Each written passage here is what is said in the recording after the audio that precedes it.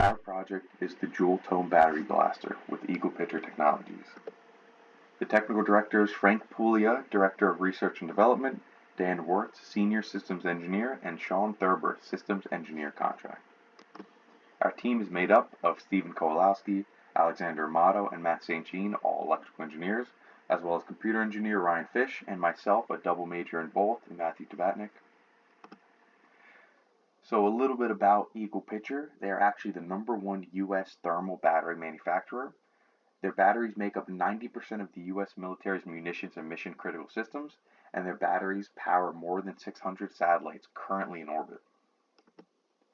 So our project motivation and goals was to create a stress test for the high-performance batteries, and the way we decided to do this was by creating a multi-channel device that has increasing load capabilities as the number of channels go up, with the goal that a user at EaglePicher will be able to specify their load profiles for a more dynamic testing compared to the devices they already use. And this will allow EaglePicher to improve their performance and reliability in their batteries. And this will also allow for future development for a platform with future AI analytical capabilities. So our anticipated best outcomes was to develop this Joule Tome battery blaster system and allow it to provide a high rate of change, meaning the current will turn on and off in a very fast amount of time, and a possible merge with the Eagle-Eye platform, as I mentioned earlier, because the Eagle-Eye platform was a previous URI Capstone's project, which was pretty much a data collection unit that would test on their batteries. Although our Capstone group did not achieve this, we have plans for implementation, including the parts, PCB, and code all ready for purchase and to be put together by a future group or Capstone group. So some major team accomplishments. We fully developed the GUI. We've scaled the dynamic load bank for proper current loads with our current devices selected. We fully integrated the microcontroller, and we've built a low power prototype for proof of concept, as well as validating design's linearity, which is another type of proof of concept for us. So this project's economic impact is commercial systems of comparable performance to our system will tend to be very expensive, while ours is much lower than the price you see on the screen. It also expedites data collection for the dynamic loading conditions, while, like how I said earlier, how it implements with the Eagle-Eye platform. And it'll also allow for improved battery load leveling and regeneration capabilities. So to lead us off in individual responsibilities and accomplishments is myself, Matthew Tabatnik, and I worked on pretty much just the microcontroller integration with PCB and GUI this semester. So here's our first look at the block diagram. As you see, I'm on the bottom left in the green box microcontroller, and as you'll see later on in the presentation, everyone will explain different parts and how it all ties in with each other. So as a little recap from the previous symposium in the fall, the microcontroller we selected is the Nucleo H723ZG with STM32 technologies, and the program app that I use to code into this microcontroller is STM32Cube IDE. And some basic test programs I started to learn this system was transmitting, receiving, and pin setting, all which is the basic knowledge behind SPI and turning on these different channels for communication. So the core of the code that I had to implement was this big case statement that you see in front of you. So case 1 to 5, case 1 being the read upload profile, which is pretty much the GUI sends me data, I store it, and which is the current in time, which you'll see later in the presentation, as well as the heartbeat, which is pretty much just a counter to confirm communication. We have the confirm profile, which is a CRC check to confirm that the profile is actually read properly. There's the turn on statement, which based on the profile sent from the GUI will turn on the system for X amount of time for X amount of current. And the microcontroller has the capability to calculate the current to automatically turn on the X amount of channels based on that current. And the force turn off, which will actually fully turn off and reset the microcontroller based on if it's turned on or if it's currently off. Because if there's any safety implementations, whether it be temperature problems, whether it be current issues, whether it be the batteries actually malfunctioning itself, the user needs to be able to forcefully turn it off on the user side. And with that, I'd like to introduce the second team member going up, Alexander Amato. Hello everyone, my name is Alexander Amato and I'm responsible for the reference voltage circuit and development of the custom PCBs of our project. Starting off with the reference voltage circuit, our system's design was based on an op-amp driving a MOSFET with a closed loop configuration. In order to achieve this, a reference voltage would need to be supplied to the non-inverting side of the op-amp and tie the closed loop feedback to the inverting side of the op-amp. The main goal was for the circuit to be able to regulate itself. To do this, a separate reference voltage circuit, along with a voltage clamping circuit, would need to be added and interfaced with our microcontroller for control via the user.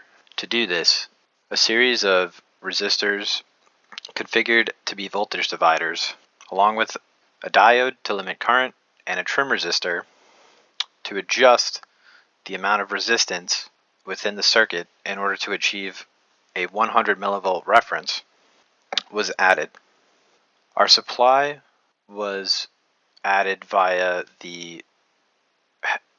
a header and interface directly on the top layer of the board, along with the clamping voltage circuit, which was tied to the reference voltage coming into the non-inverting side via a MOSFET and a Schmitt trigger to power said MOSFET, tying it directly to ground.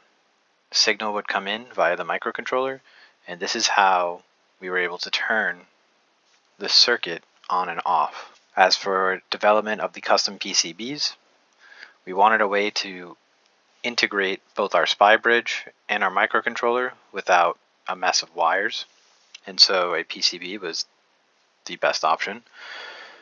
As you can see here, we've interfaced and connected our SPI bridge and microcontroller to the pins that Ryan and Matt have coded to make our system work. We have a header that takes in voltage from our power supply. This had to be limited to 7 volts in order not to exceed what the recommended voltage for the datasheet of the microcontroller suggested.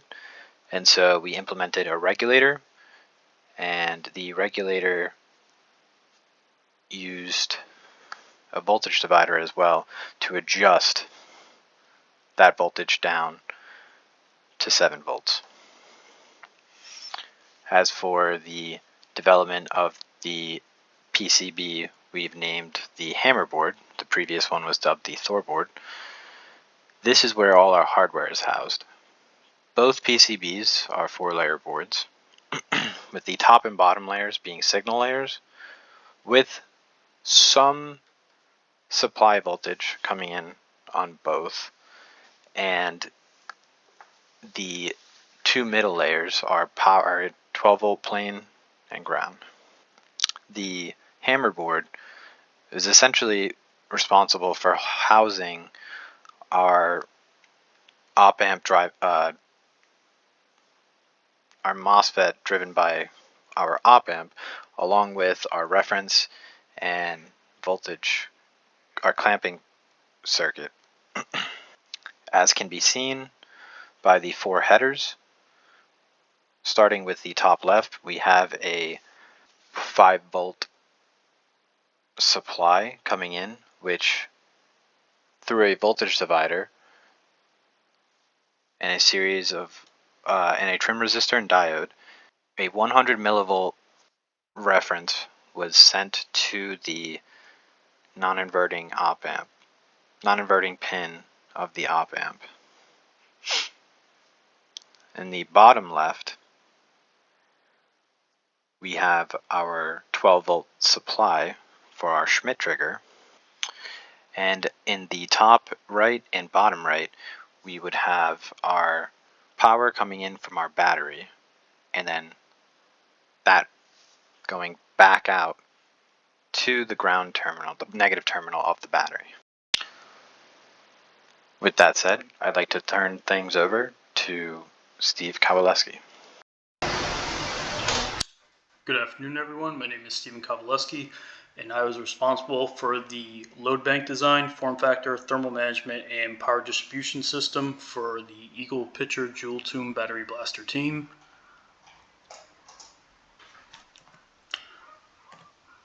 On the load bank design, the reason why this was so important is that each channel would be scaled up so we could split the loading. Initially, we were trying to do about 100 amps. We had later scaled that back down.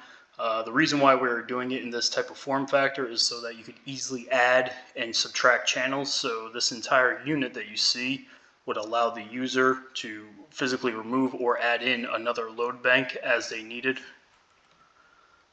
We present a couple different models for them.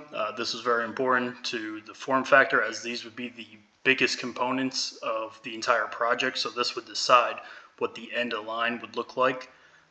These are just two other visual models that we presented EaglePicher with. We had built a low powered model, so for thermal management we wanted to ensure that since the load devices are sharing the power dissipation, that the resistors and the MOSFET could actually handle the amount of power dissipation. So in thermal management, did a bunch of calculations and ran thermal cameras. As you can see to the left, without any thermal management, our main load device would be 134C, and that resistor is no longer with us.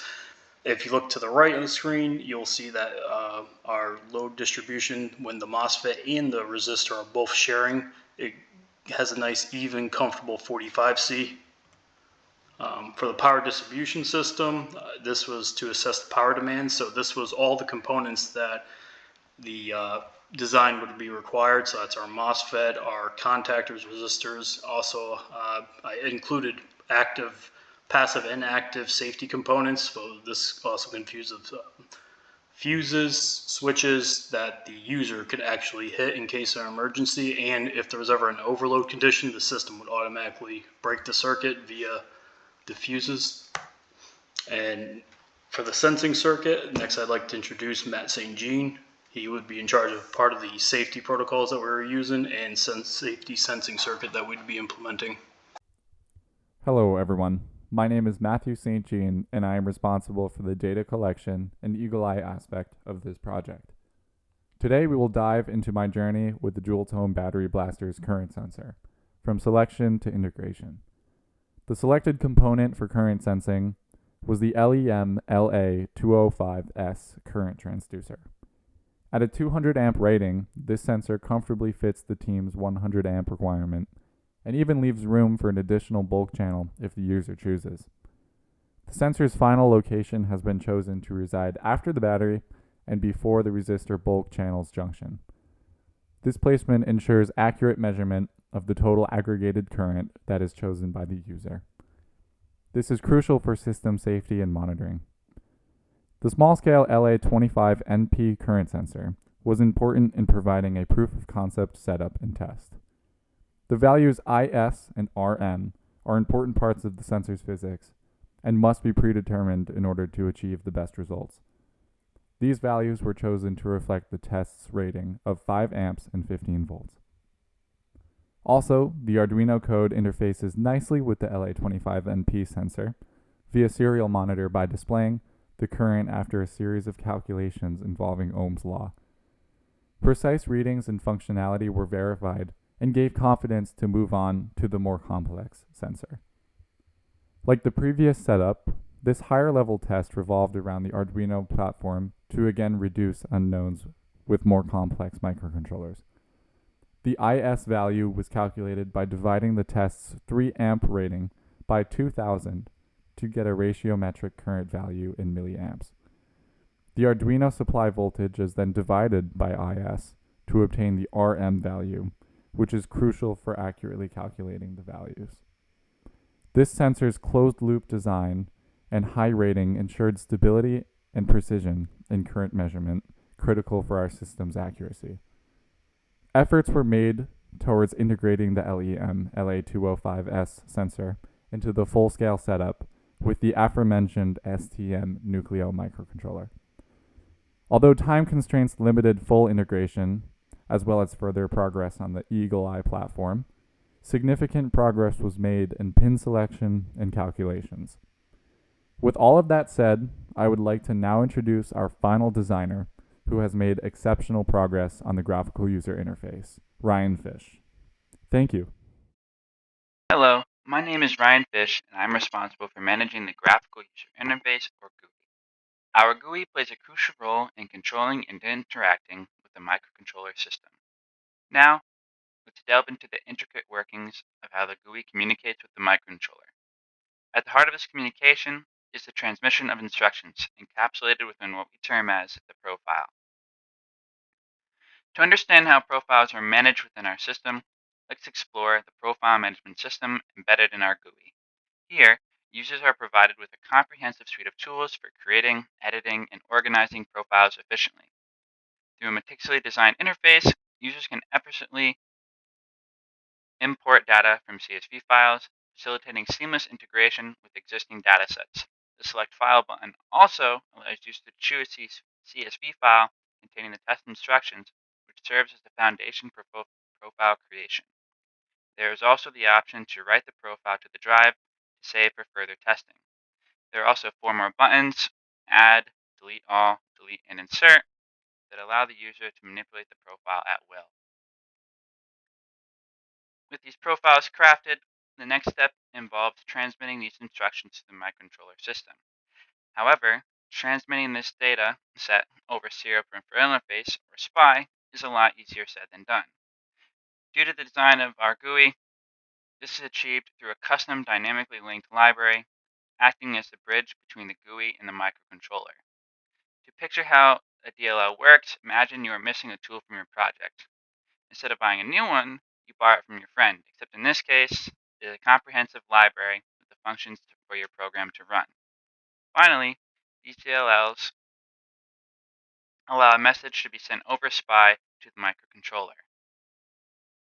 Now, let's dive into the intricacies of the communication protocol between the GUI and the microcontroller. To ensure seamless data transfer, we've implemented a robust communication framework based on the Serial Peripheral Interface. This streamlined approach involves assigning dedicated opcodes to distinct commands, ensuring clarity and efficiency in command transmission. Among these commands are functions for sending profiles, executing them, and ensuring stability. A cyclic redundancy check, or CRC, was also made to guarantee data integrity. Basically, an extra number is attached to the end of the message being sent, and that number is replicated on the receiving end through the data. Through meticulous design and rigorous testing, our communication protocol ensures reliable and secure transmission of instructions between the GUI and the microcontroller system.